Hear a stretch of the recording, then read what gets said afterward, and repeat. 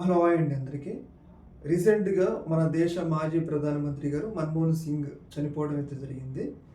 దాదాపు 92 సంవత్సరాల వయసులో ఆయన మరణించడం అయితే జరిగింది.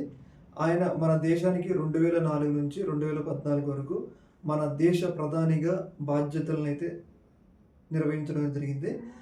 ఇందిరాగాంధీ, నెహ్రూ, మోడీ తర్వాత అత్యధిక కాలం ప్రధానమంత్రిగా మన దేశానికి వీళ్ళ ముగ్గురు తర్వాత అత్యధిక కాలం ప్రధానమంత్రిగా ఉన్న నేత మన్మోహన్ సింగ్.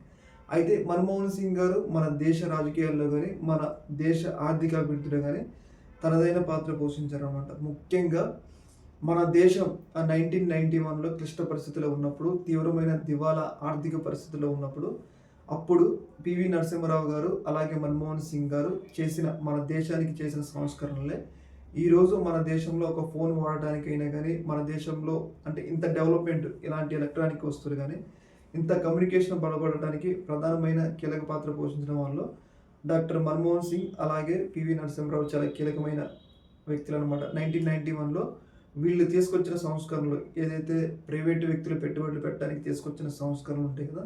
ఈ సంస్కరణల వల్ల ఈరోజు దాదాపు 1991లో సంస్కరణలు చేస్తే ఇప్పటికి దేశం ఒక 30 సంవత్సరాలు చాలా డెవలప్ అయితే సాధించింది.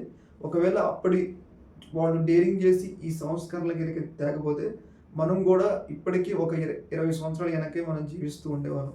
ఏదేమైనా గానీ మన దేశానికి మన్మోహన్ సింగ్ గారు చేసిన సేవలనేవి చాలా గొప్ప సేవలు. ఆయన ఆత్మకి శాంతి చేకూరాలని కూడా మనం కూడా కోరుకుందాం. ఓకే మరి థాంక్ యూ. ఈ యొక్క ఇష్యూలో మీ యొక్క అభిప్రాయం తెలియజేయండి. ఓకే మరి థాంక్ యూ.